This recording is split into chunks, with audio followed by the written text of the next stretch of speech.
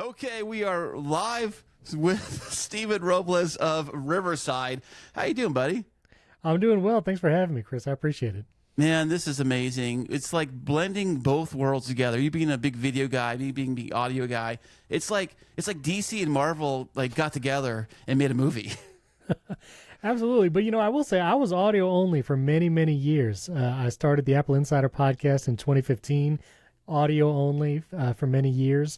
And so, I'm trying to add the video thing as everyone in the industry is kind of moving that way. But no, I love the audio side too. So I'll do both. Now, we are using Riverside. It's my first time using Riverside as a host of Riverside. I've always used it as a guest from time to time.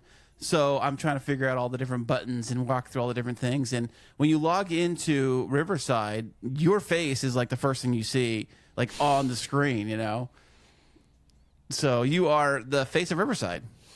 Well, it's an honor to do it. Actually, it's going to be 2 years at the end of this month that I've been on the Riverside team, making video content and tutorials for them. And I was using them before I joined the team when I was trying to add video to my podcast and even just recording audio only podcasts. I started using Riverside. And I was looking for remote work, and it just worked out. And I've loved being on the team. I got to visit their headquarters in Tel Aviv last June, which was an awesome experience. So I just love what they're doing. I believe in their mission. So it's an honor for sure. So what is their mission then, you think? Like if the mission statement, what is it, you think? I wish I had it on hand or memorized, but it's really just to give tools to people so they can share their story in the highest quality possible, because that's important all over the world, whether it's with remote guests or not. And, we have Riverside being used by journalists, by animators, by major news outlets, interviews, documentaries. And we just want to make it as seamless and easy as possible to record that high quality content, but really share the important stories, anyone's story, and making it and giving everyone the tools to do it easily.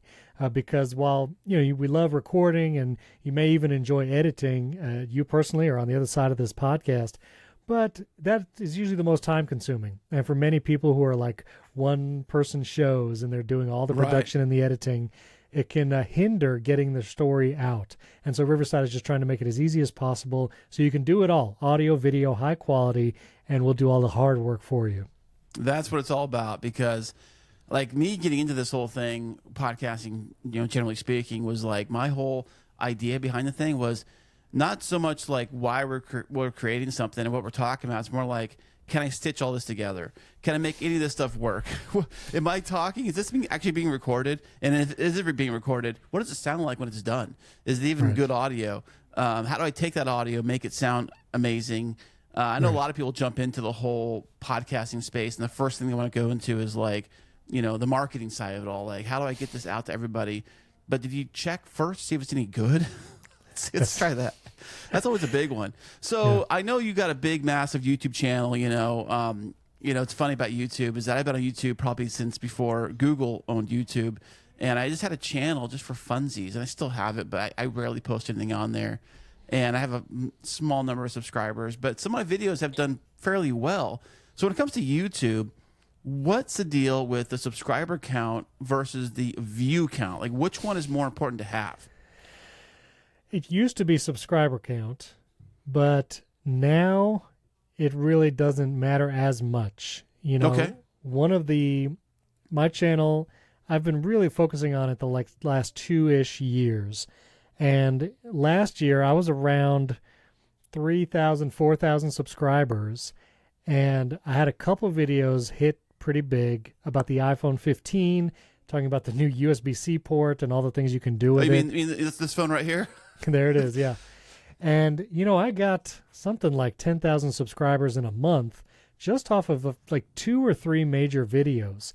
But what that taught me was the reach is not necessarily attached to your subscriber count. And, if you just scroll your YouTube home tab or on the website and you do a search term, you will likely see videos from very small channels, like hundreds of subscribers, if not less.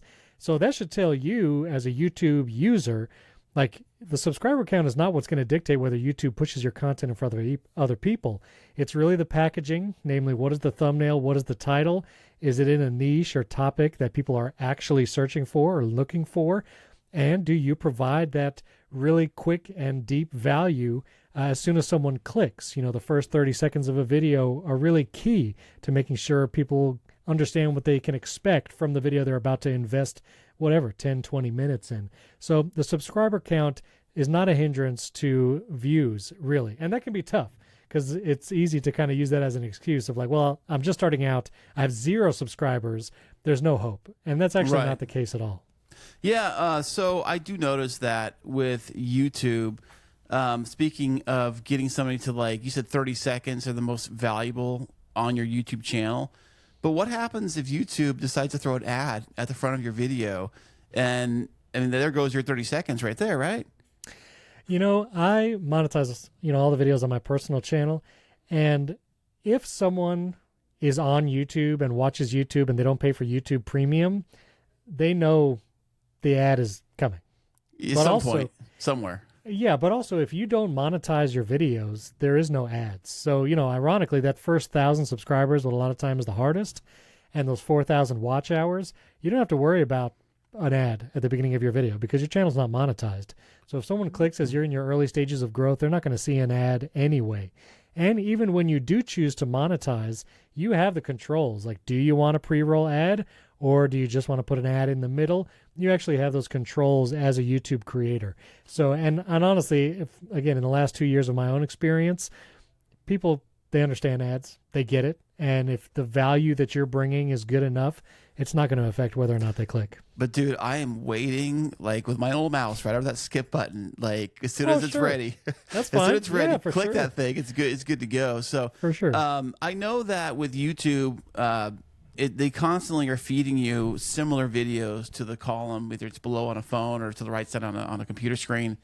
So the retention rate's got to be very, very low on videos. What is a good retention rate on an average video? Oh, it depends. I can look at some of my videos right now and see. So the retention rate, it's going to drop for every video. No matter, it's always those first 10, 20 seconds that retention is going to drop. For me, I'm trying to find, okay, here's one of my retention graphs. It's, about 10, 20% are still watching after 8 minutes. I have about 25% still watching around 4 minutes. So, it all depends. But also, this is why Mr. Beast actually talked about this recently.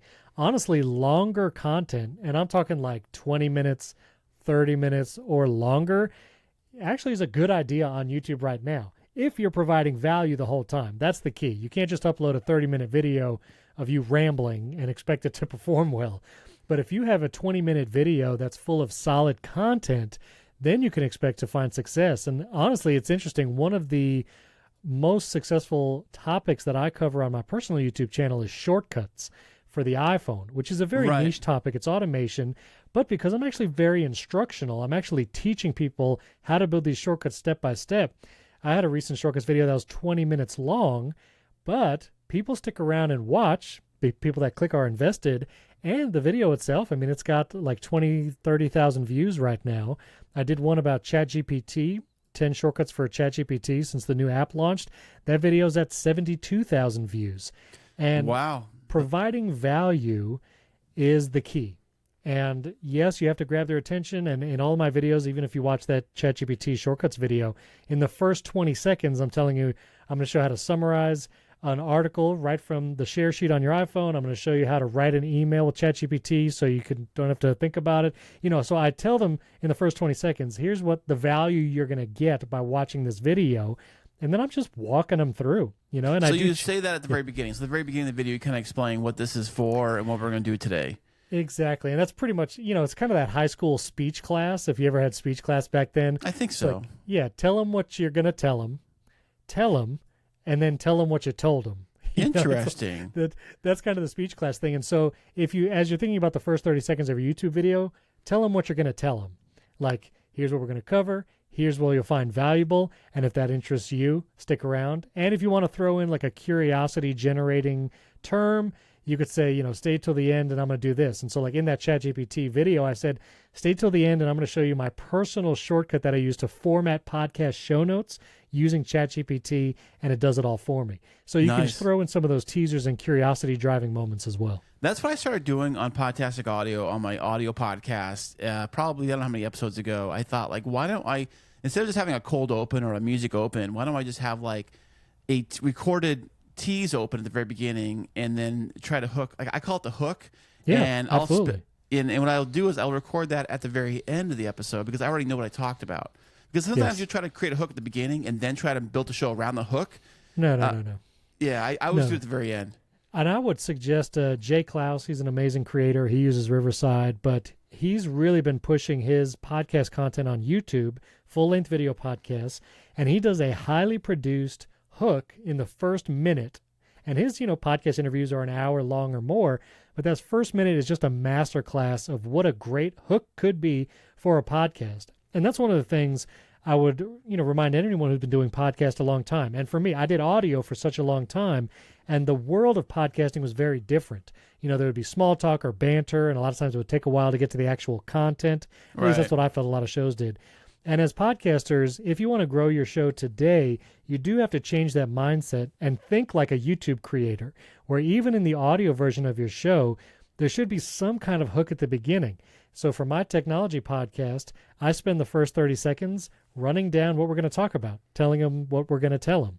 And it's just a teaser. So this way, if they're interested in WWDC coming up in a couple weeks, or OpenAI's deal with Vox Media, or Google search documents leaking, I throw all that at the beginning. This way, if any of those things are interesting to them, they'll know we're going to cover it really soon. And I use chapters in all my stuff too, in my YouTube videos and my podcasts. So if someone's interested in a specific topic, but they don't want to hang around for all the other stuff, just jump to that chapter. I'm just glad you're listening, just glad you're watching. Right. So use the chapters. Now, with the chapters in YouTube, for example, can you see where people jump around? Like, what chapters are more popular than the others? You can definitely see in the retention graph where there are jumps in that retention. And so you don't get a report of, like, this chapter is popular or whatever. Okay. But you can even see this as a YouTube viewer. If you're looking at a YouTube video, you kind of see that opaque white line throughout the video. And the high peaks are the moments that people keep coming back to watch or jumping to. So you can absolutely see, okay, this is a moment that a lot of people want to see in this video. And as a creator, that should tell you, if you have your podcast on YouTube or you're doing any kind of YouTube content, look to see what are the spikes. Where are people tuning in? Maybe I should be doing more of that in my content. Right, definitely. Every time. So YouTube for a hot minute, I don't know if it's still popular or not, but are those YouTube shorts? I think you've done shorts and you've dabbled. Everybody's dabbled with shorts.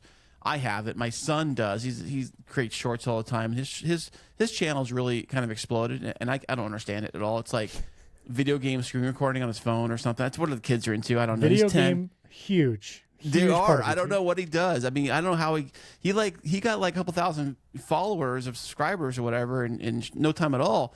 And one of his videos got like over 4,000 views in the first 24 hours. Yeah. And I'm like, well, I don't know what he's doing, But so what is the power of a short video versus a long form video? So like you just said, it got 4,000 views overnight. That is the power of shorts, 100% discovery.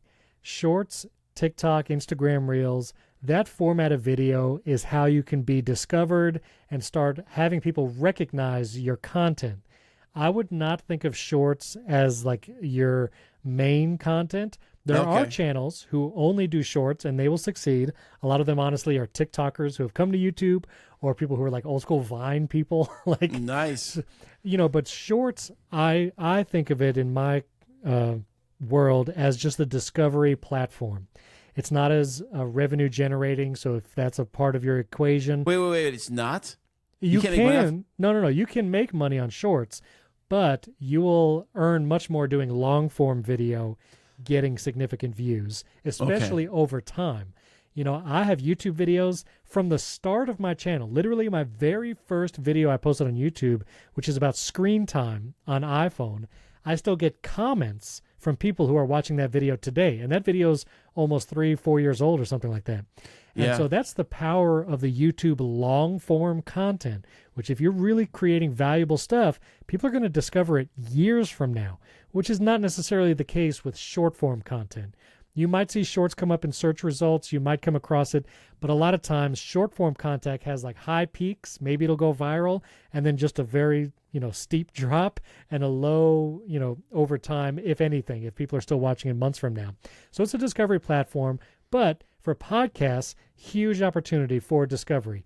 You're not going to get a ton of followers or subscribers from it. You might not even get a lot of engagement, but all you need is a couple short form videos to hit big, get a few thousand views, and that's how you can start growing your show both on YouTube and move those audience members over to your audio version as well.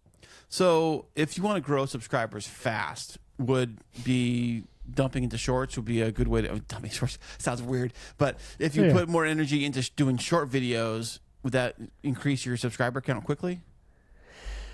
I mean, there's no guarantee for anything, but yes, I would do short form content. You really have to make sure your long form content is good. Like you said at the beginning of this episode, you have to have good stuff first. You can't think about growing until you have something good to point people to.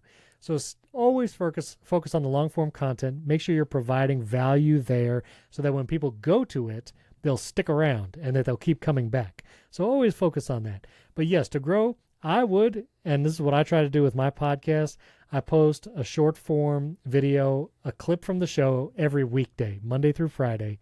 I'm posting a short form video on YouTube Shorts, TikTok, Instagram Reels, and sometimes just posting it straight to Threads and Twitter as well. So post every day, post a short form. That's why Riverside's Magic Clips feature is really ideal. You can do one click, creates a bunch of vertical clips for you. You can have one a day if you do a weekly podcast super easily. Now, can it send it directly from Riverside, or have to download it first and do your own thing? You got to download it first and then upload it in all the apps. And that's something where it's, TikTok does not make it easy to post a TikTok from outside. Same with Instagram. Reels, you can do it through Facebook Business Manager, but it's a pain. So honestly, I just find it faster. Just download it from Riverside, which you can do right on your phone. Nice. If you already have the clips exported, you can download them in Safari on your phone, upload it to all the platforms. That's great. Now, does Riverside do any kind of like video enhancements with like lighting, color correction, stuff like that? We actually do have exposure and color temperature settings that you can adjust. That's recent. You should see it rolling out on mobile if you're recording on iPhone or iPad, and on the desktop. And we do have blurred background and virtual backgrounds that recently launched. So you can do those enhancement effects and the exposure and temperature colors. Now, the experience on the mobile device for Riverside, is it very similar to this, or is it different? Because I know you're working on a phone. It's different, that kind of deal. It is different. You're not going to have as many tools like screen sharing or the media board or all of that. But if you're doing a straight video podcast like we're doing right now, we could totally do this on the phone or even the iPad. I just did a video on the Riverside channel using the new iPad Pro. And if you have a USB microphone and an iPad Pro or an iPhone 15 with the USB-C, super easy to set it up, and you could do the whole thing with the Riverside app. So, yeah, super easy. That's quite amazing. Hey, I was going to ask you on the new iPad Pro, that thing's got that new M4 chip in that thing. Is that kind of overkill? What do you think? I mean, sure, it's overkill, but it's probably not going to be overkill 5 years from now. So if you get it now with the M4 chip and you invest in it, this can be a long-term device. It's not going to slow down anytime soon. And I will say there are certain tasks as a podcaster, even if you're doing audio only. I edit the audio version of my podcast in Ferrite. It's an app for the iPad. Highly recommend, because I actually edit fast with Apple Pencil and the iPad. Ooh. And there's some effects in there that you can use, like Apple's sound isolation effect, which is kind of like an AI tool. You could consider it to remove background noise, echo, and all that kind of stuff. It is an incredible effect. It first came to Final Cut on the desktop, and now you can even use it in Ferrite on iPad. And if you enable that on the iPad, it does take a while to export your project because it's doing a lot of processing in the background. And previously, I was editing on an iPad mini. And I will say, if I ever had to use that because someone was in a noisy environment, it took a long time for that thing to process and export. And on the M4 iPad Pro, it is super fast. And so even while it might be overkill for a lot of tasks, every once in a while, I'm glad I have it to speed up that process. There was a point where, I have a MacBook Pro, and I'm thinking about upgrading because I used to have the M1 when the M1 came out. And I love the thing. It is great. It does a job. It's great. It's fantastic. Yeah. I was thinking about maybe going to the M3 version, but then I'm like, well, there's an M4 out there now. Maybe it's going to come on the onto the MacBook someday. I don't know. But then it's like, you always want to kind of future-proof yourself when you buy any kind of tech, really. You don't want to be getting new stuff every year or whatever. So I figured the M1 would be good for a little while. I think it's still good today. What do you think of the M1 still today? In today, like, would be a good buy? Absolutely. I mean, it's amazing. You can buy a refurb M1 MacBook Air, for $600-700 maybe. That's an amazing computer. I mean, I was editing 4K video that I'm doing like on my YouTube channel today on my M1 MacBook Pro when I had it, and it was a seamless experience. And so I think for a lot of people, unless you're doing super like 3D, 4D animation, whatever, like it is more than enough. Plenty capable. If you have the money, spend it on RAM and or storage. Yeah, I didn't do that. I didn't do that. I went with the 8 gig because the guy at the store told me it's an M1. 8 gigs in M1 is like 30 on a Intel or whatever. So I said, okay. So that's what I did. And then I realized, it's still good. It's still good. Like in the 8 gig on Apple Silicon is great, but that's one of the things you just can't replace or upgrade later. Right, I didn't know that until after the fact. I was like, I'm going to upgrade this thing, and like, oh, you can't do that. I'm like, what do you mean I can't do that? I would get at least 16, and if you can swing for 512 or a terabyte SSD, that's 16 gigs of RAM, 1 terabyte SSD is kind of like, I tell people, like, shoot for that, and you'll have a computer that lasts you a long time. But also, it does the swap memory, which I don't think Intel or Windows stuff even does.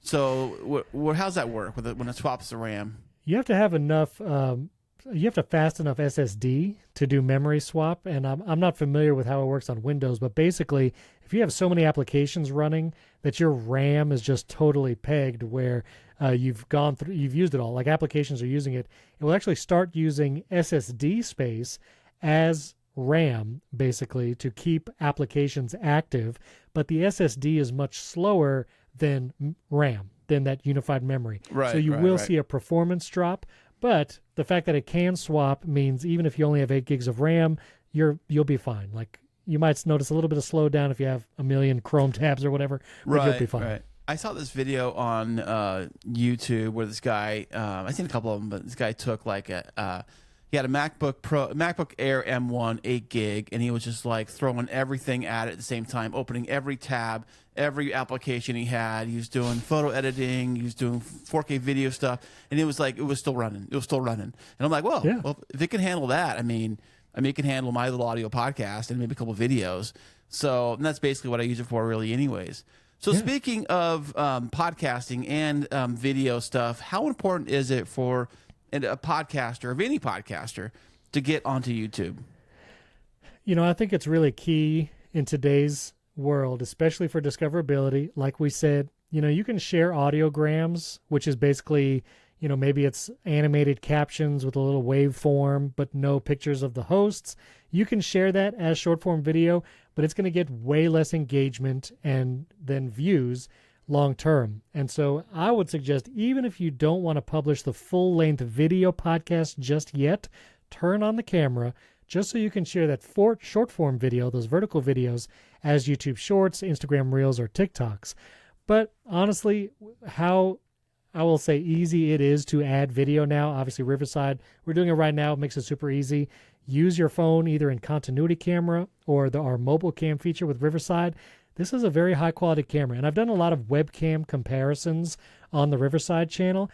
They're nowhere near as good as the iPhone. I'll just say that. Like, your iPhone camera is the best option you have until you're ready to upgrade to like a mirrorless. So just use your mobile phone camera. It's going to look great. If you can afford a cheap light little LED thing like this, that's all you need. If you can't even do the light, fine. Just turn on your phone camera to record yourself so you can do that short form video for discoverability. Now, when you say the camera on the iPhone, are you talking about the main camera or the front camera? Honestly, the front camera is still better than most webcams. So really? Yes, because honestly, webcams struggle in low light. They struggle with color balancing. And a lot of times, I have found in the ones I've tested, they struggle sometimes with focus. And like, that's a deal breaker if you're out of focus. And I've tested the expensive webcams too. I'm talking like $350 4K webcams that are, advertised as DSLR quality.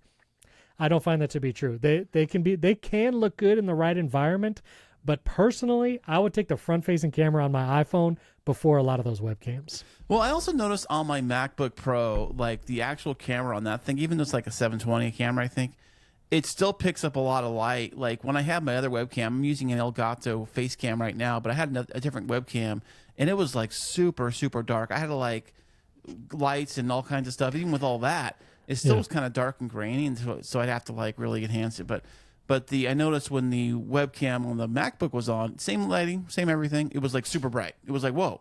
Yeah. So I don't know if it's an Apple thing or what. I'm not saying. I mean, I like Apple stuff. I mean, you like Apple stuff, so I mean that's what it is. I don't know. Their computational videography or photography, basically the behind the scenes work that they're doing to process that image, is just really good, and I find better than with the webcams. I will say your camera looks great though. Like the Elgato face cam is a good option, and so that looks good. I will say if you put your iPhone back camera in continuity mode, I think it would look pretty similar to that, if not maybe slightly better. But yeah. Yeah, but yeah. Some, I mean, some people don't want to have their iPhone tied up, which I also understand. Yeah, because like I'm getting messages on my phone right now. I'm looking at I'm on my desktop. I'm on my MacBook thing, and I'm looking at the the messages button. It's got like 4 messages on here right now. So I mean, how does that work when you try to record with it? And you got all these messages coming through. Is it cut into it? What happens? It won't cut the video, but typically I'll turn on a focus mode, like do not disturb, when I record, and that cuts down on all of it. Unless you can choose who can contact you in a focus mode. So unless it's like my wife. That's pretty much it. When she's not going to text me unless it's an emergency. So I usually do put on a do not disturb focus mode when I record. That's kind of the thing when I think about like using your phone to do the whole thing, is that like I'll get a message or get some interruptions while I'm trying to do it. It just like it ruins the whole mood and ruins the whole thing. So you got to do a focus mode, and that's something where I have my phone on camera a lot if I'm doing a shortcuts video or like a iPhone features video. And I don't want notifications coming in. And so I actually have a shortcut on my phone which will turn on Do Not Disturb, but also turn off auto brightness and screen lock. This way the screen will stay on until I've manually turned it off. And it turns off auto brightness because that'll mess with the camera. I have my camera set a particular way. Right. So I don't have to worry about lighting changes or the screen getting too bright. So, yeah, I automate all that. That's great, man. Tips and tricks. Steven, your channel is full of tips and tricks. I love it. And one thing I noticed about your channel is that what makes your channel so great, I mean, obviously you give great information and great stuff, is that you're also doing multiple like camera angles and multiple different shots and things like that. I think that's probably what sets a lot of like the amateur videos from the better videos, is the multiple camera angles and shots and things of that sort. Is it wise if you're trying to do something on YouTube to try to put in those different angles in? For sure. And, that's one of the retention strategies is, you might call it mode switching or whatever, but it's basically changing what is on screen, especially at the very beginning of your video, just to grab attention. And so, every few seconds showing a different angle, but it doesn't have to be a camera angle. A lot of times I'll just do screen recordings. And a lot of the Riverside channel videos, you'll see, I show a screen recording of a feature, the Riverside editor or whatever. It doesn't have to be a camera. Just record your screen while you're presenting the video. And then, use your iPhone as another camera if you want. Use your iPad. You can record as, multiple angles, just the devices you have around. And then what I use in Final Cut is a multicam clip. So I basically sync all those angles that I recorded across my cameras or devices. They're all in sync because it syncs via audio, and they're all recording audio. And then when I'm editing, I can just click an angle very easily, very quickly, and adjust it to one of those other shots. And so it becomes very quick to edit that kind of content because I recorded it all at the same time. Like I basically, have it all ready. I just have to switch between them. That makes it very simple figuring that stuff out. That's one thing for me with the whole video stuff, is like it takes a lot of work, man. And I know Riverside helps make things easier, but when you start adding like all these different angles and different things and different cuts and all that different stuff, then it's like, man, that's like a lot of work. And that's where for me, it's like I ain't got time to be messing with all that stuff. So I just stick with audio. That's why, like, if you look at Primary Technology as my tech podcast, we record it in Riverside, but I record it with the intention to do very minimal editing. And so I want it to be visually engaging. Well, what can I do as we record to make it so? And so what I basically have is a Safari tab group with links to all the articles or videos that we're going to discuss during the podcast.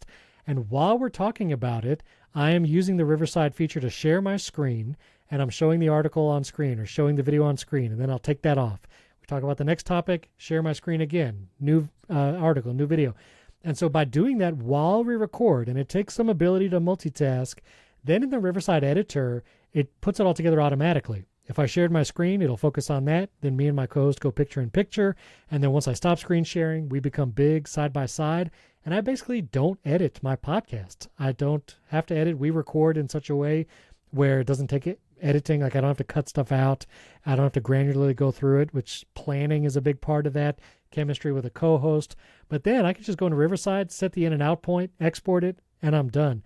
And I record our video podcast and publish the long form on YouTube, publish the audio, create thumbnails and images, all within about less than 2 hours after we're done recording. That's a good time, especially with video too. Especially with video. And again, Riverside makes that possible. Using Ferret on my iPad is fast for the audio side. So you can do it if you just do some pre-planning, work on that record with editing or not editing in mind, and you can do it.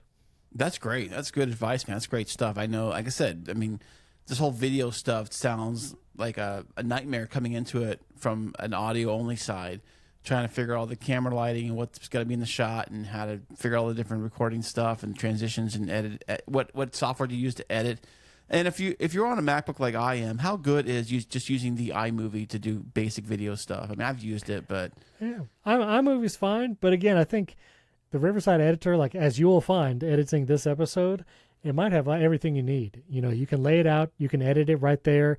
And something you don't get in iMovie or Final Cut is you can search the transcript of this recording. So if you want to cut something out, you just search for a word, select the text, and press delete like it's a Word document, and you've edited your content. I saw that. That's like the script. That's exactly like the script does it, right? Exactly. I'll say it's even better. But also, you can of course. You could do image overlays. So if you want to upload an image or even search for royalty-free images, we have that in the Riverside editor. No way. And you can overlay that in the video. Text overlays, if you want to do URLs, lower thirds, bring attention to a product. You can do text overlays in the Riverside editor. You can do it all just right in there. It might be enough. Now, is that part of the premium package, or is it all like anybody gets that stuff? You can do the image overlays, text overlays, editing like by transcript, all free. Like you'll get that today or whenever you edit this. As you upgrade, there are additional features like the Magic Audio to make anybody's mic sound studio quality. You know, uses AI to nice. enhance Does it happen? Does it do it live, or is it like do after the fact? After the fact. After the fact. Okay. And you can generate that either in the editor, or you can even create a Magic Audio version of someone's audio and then download a WAV file raw with the Magic Audio applied and then edit it somewhere else if you prefer. Look at all those fancy tools. I mean, Riverside's got like everything. Do you guys do wash my truck too? I mean, what else do you guys do? We do AI generated show notes, so you can actually get title, description, tags, timestamps, all done for you automatically using AI. So basically, you described everything so far, except do you guys do any kind of media hosting, like audio hosting at all? We're not a host just yet. And so we actually have partnered with Spotify. And so if you want to host your podcast for free with Spotify for podcasters, right, we do have a direct integration there where when you're done editing, it'll send it right over to Spotify. You don't even have to download the finished file. So you can do that, but we're not a host yet. Yeah. So what is the pricing plan breakdown? What do you get with each tier level? Oh, you're going to make me pull up the well, page. I thought you knew that you're Mr. Riverside. I thought you knew the top of your head. You know, Mr. Riverside, but there's always a lot of changes and a lot of features. So, you know, when you get the free plan, you get 2 hours of the multi-tracks where you can download separate tracks, just 2 hours of that. And then afterwards, you just have to edit everything in the Riverside editor. You do get the magic clips even on the free plan, which is a great feature, again, for discoverability. And you get 720p video quality on the free plan. If you upgrade to the standard, which is $15 a month, or you save some annually, then you get 5 hours of recording every month for separate tracks. You get 4K video to export it, no Riverside watermark on the video, and you can do the screen sharing like I was talking about as you record to do that. You can also live stream to social media on the standard plan. Oh, nice. And then the Pro plan, which is what I still personally pay for Riverside. Even though I work for them, I pay every month for my own Riverside account. You get 15 hours of recording. That's where you get the Magic Audio. That's when you get the AI-generated show notes is on that Pro plan. You get features like those virtual backgrounds, teleprompter built into the studio, and a bunch of other features too. So that's the difference. Well, what's the price on the big guy? The Pro plan is $24 a month. That's really not bad. It's not bad at all because a lot of these other services are about $20 to $30.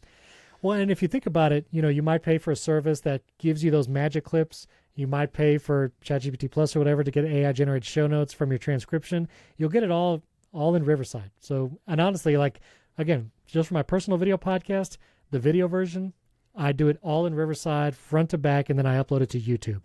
I never download those video files or edit them outside of Riverside. Now, can you pull in clips from the outside into your recording session live? Like, say, for example, if I say, hey, check this video out of so-and-so falling off a skateboard. Can I pull that in right now? We can watch it, like, together? Yep. So you have a tool called a media board, and there you can upload video or audio files, and you can play those live during the recording.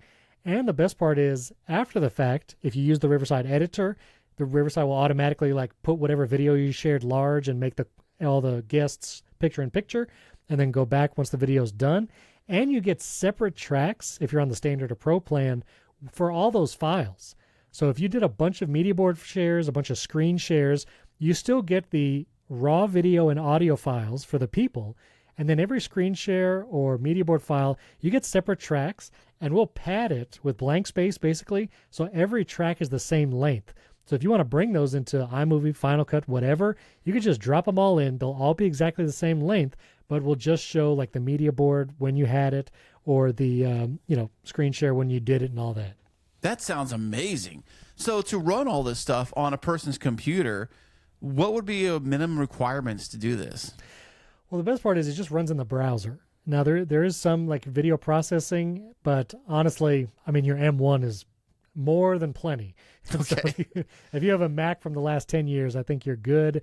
Any PC where you can like stream video, like watch a live stream from something, you'll probably be fine. Bandwidth wise, we try to do like 15 to 10 to 15 megabits is kind of like the minimum, especially because you're doing video back and forth. Is that upload or download or both? I would say both. Try 10 to 15 both. But there are features where if you have really slow bandwidth, you can pause uploads, which you'll notice as we're recording, there's a little button at the top where it says 99% uploaded. Right. That means our video and audio has actually been uploading while we're recording. And so even if my power shut off and like you totally lost me, you have 99% of the video and audio we've already done. But you can turn that off and wait for uploads till we're done with the call, and that'll save a little bit on that bandwidth in real time, so you can have a more smooth conversation. There's also a low data mode toggle, which you can turn on, which will turn off the video for the live call, but will still record the video to your computer. So it saves on the bandwidth, but when you log in and access your recordings, you'll still have a video file for each person. So we won't see each other live, but we'll be able to like get the videos in the end. Exactly. So what if you're wearing like a costume? I would never even know. We're just talking. So You when would it's all never done, know until you pull down that recording. You you're would like, who's never this know. guy? Or talking to somebody with like a voice changer app or something. It's totally different. Well, Catfish you hear each them. other. I mean, you have to hear each other, so you hear Right. each other during the call. So Right. How fascinating. Yeah, I mean, so far so good. I mean, with anything, I just want to make sure it just works, and that like when it's all done, everything is where it's supposed to be, and the files look great, sound great, and I can do my thing with it, and all that great stuff. So I think it's fantastic. So far, so good. And I love the whole little media section. I just discovered this right before we got on the call today. I'm like, what's this little button do? Because I was trying to figure out how to get the sound in my headphones. I was trying to figure out what the sound settings were. I push it, and I'm like, all these clips. I push play on a clip. I'm like, it's not playing. What's up with that? So then I went to my computer sound settings, and I was able to switch it onto the Rodecaster to be able to hear the sound source. But I think it's fantastic. You can put your own clips right in there. That's one thing when I use CleanFeed. One thing that attracted me to CleanFeed in the first place was that I could put in all kinds of sound clips and stuff in there live and play them live. But I also noticed not only was it audio, it was also video too, like you were saying, where you can put a video clip in there, like maybe a really cool like show intro that you created. Yeah. It'll play in there, and then it plays the intro if it's video and audio at the same time, right? So it's not just video. Oh, yeah, it'll do both. And you can also add that in the Riverside editor. So you can upload video and audio clips in the editor as intros, outros, or even right in the middle. So if you didn't do it live during recording, you can add them later too. Now, what about fading? Like music that I like to have a nice, good fade out at the beginning of a podcast. That, you come in, it's a nice transition. Can you do that too, or no? Ask me in like 2 weeks. Why is it coming? So I'm all at liberty to say. Just ask me Okay. again in a little bit. I know that. Well, the thing about a lot of these podcasts, you'll hear they'll like, have this cool music playing, and then it'll cut like a train wreck, and then all of a sudden a pause, and then, hey, welcome to so and so show. Like, you could have easily faded that out, and it'll be such a smooth transition. For sure. But people don't do that, and I think it's because I think a lot of people use maybe even Riverside or even use something like the script or whatever, and I don't think they have that option available, so they just don't do it. They just do the whole music cut, and then here we are, which I think is a little jarring for the listener, but that's just my personal take. I'd rather have it. Yeah. I mean, I also come from like a radio background where things were like DJs talked over songs and talk ups, Sure. that kind of stuff. So it made sense to have music playing while you're talking, Yeah, even yeah. to fade it out or whatever. I think it's a nice send off.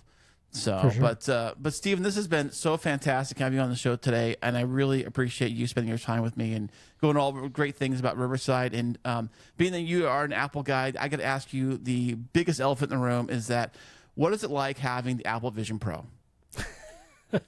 I mean, it's funny. I actually have it right in front of me, which is not the case usually. There's some cool experiences. I actually just reviewed Marvel has a new app. It's a what if immersive experience. It's pretty cool. I personally struggle to find a use case for it day to day. What? I have 3 kids, a wife. If we're going to watch something, I'm not going to do it in Vision Pro. We're going to watch it all together. When I'm working, I do not prefer having my Mac mirrored in Apple Vision Pro. I really prefer my studio display looks great. It's right here. And it's better fidelity, higher resolution, and I don't have a thing on my head to have to deal with. So, every once in a while, I want to watch a movie and have the screen feel like it's 100 feet wide. It's cool for that, but it is kind of it's cumbersome. I got to make sure it's charged up because I don't use it all the time. You have to deal with this battery and stuff. So Right. it is very cool, and there's some very cool immersive experiences. I look forward to seeing what Apple is going to announce at DubDub just in a couple weeks if there's new features, changes coming to Vision OS. So it's pretty cool. It's fun, like to have other friends and family try it, and there's some experiences that really blow them away. But I haven't found my daily use case just yet. Not yet. Well, do you think that if they bring it down to $1,000 price point, Sure. it would just sell like hotcakes? I don't know about hotcakes, maybe like lukewarm cakes, but maybe. Okay. But I think they definitely need a cheaper version. This is obviously like they call it Apple Vision Pro for a reason. They're likely will have an Apple Vision Air or maybe just Apple Vision. Take the screen off the front, take away some of the glass, maybe put some plastic on there so it's lighter. Maybe take away some of the features, get it to $1,000, and it will definitely become a larger mass market product. But I still think there needs to be software or use cases that make it worthwhile, because even having a lighter, cheaper Vision, whatever, you still have to put it on your head. You have to wear it on your face. And you have that like social awkwardness, but also just the cumbersome part of having another device to manage. So there just needs to be compelling use cases in addition to having a cheaper model, I think, for it to have long-term success. I have a amazing use case for the Apple Vision Pro that I was trying to tell my wife, because she absolutely loves to travel around the world, like Europe, everywhere and all that kind of stuff. Not so much for me. I mean, it's like a 10.5-hour plane ride to London from here. And I'm thinking, like, if there was a really good augmented reality VR version that only available to Apple Vision Pro, to where you could not tell the difference when you were standing right there in London, walk around the streets of London and not have to physically go there. I'm like, that's almost the price of a plane ticket. So, that's and people who can't travel, maybe for health reasons, medical reasons, elderly, whatever, I think there is a case to be made. Like, this could offer experiences where otherwise would be impossible, and to make it really feel like you're there. But Apple has not produced a lot of the kind of immersive content that makes you feel that way. They have a couple videos like of this woman doing a high line, which is like a tightrope basically, in Norway. And that video is incredible. It's one of the best experiences you can have in Apple Vision Pro. You do feel like you're there, but there's only a few episodes of that, and they're only about 7 minutes long. So we just need more of that content. Like you're saying, an app where you could experience like the top tourist attractions in London, Paris, Rome would be amazing. Yeah, you can like look around, like you scroll your head around, you look around like you're physically there. And I think live sports, if it's possible, I think this is a few years away, but live immersive sports where you can pay an amount and literally have that courtside seat perspective, which, you think about it, there can only be 2 seats at half court on the court. There's only 2 people that can have that perspective right now. But if you make that an immersive experience, now you can have millions of people pay for that experience, but also from the comfort of their own home. And so I think that's the kind of use cases that it's going to draw a whole new audience. I mean, my father-in-law is a huge sports fan. He'll switch between 5 different basketball games all night.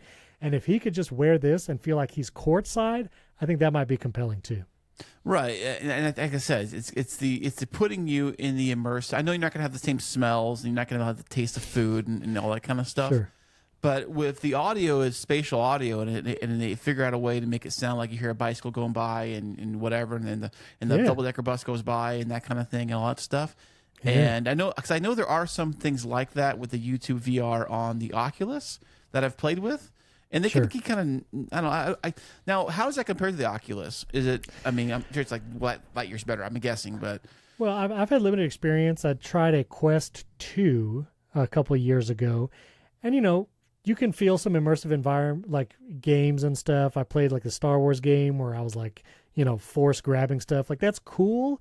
But the fidelity of the screens on the Apple Vision Pro, I think, is what makes the difference. Where if you want that I feel like I'm there moment, right, that's something I think unique to the Apple Vision Pro, or even the Quest. I think the Meta Quest 3, I've heard some people talk about. It's good. It's a good experience, but you're not going to have that shift of like I feel like I'm there. And so that's where Apple could take advantage of that. That's where I think the next. What if there was like, I just thought it was brilliant idea, travel boutique shops where they have is Apple Vision Pros, but like with all the cool like all the travel like apps loaded up, and say, what do you want to travel to Europe today? It's like $50 or whatever, and you rent it for like the half hour or whatever, and you're there in Europe or whatever, Well, and it's funny, I think of movies like Minority Report. I think Total Recall had this, where you basically go and have a VR experience, but a VR experience that's so real it feels like you're doing it. And 100%, like maybe that could be a use case, but there has to be that kind of content available, and we're just several years from, I think, having that. Well, they are pretty good with those 360 cameras they've got. Have you ever used those 360 cameras? I have not, and it's not 360. It's interesting. Apple's immersive video is like a 180 experience.